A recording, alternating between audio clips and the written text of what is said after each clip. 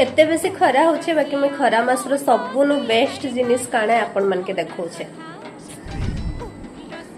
एटा काली राती रु बना हेछे बासी पखाल, एटा फिर माटी हांडी रे। इमेजिन द टेस्ट एटर रे अच्छे। फर्स्ट एटा पोटल के मझिरु एंता फाल करा है कि गोटा भजा हेछे। तार परे इटा होछे सबनु फेवरेट मोर कलरा पत्तर रो बरा भजा माने बेसन दे कि पत्तर के भजा हेछे। इटा रेसिपी मैं आगु शेयर करछे चैनल रे। आ इटा होछे कलम साग, आ इटा लिया बड़ी।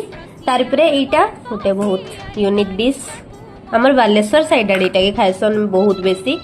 इटा सुरसोर पेस्ट कराई छै। इटा रेसिपी दरकार हला आपण माने कमेंट करबे हले देखि मैं शेयर कर देबी।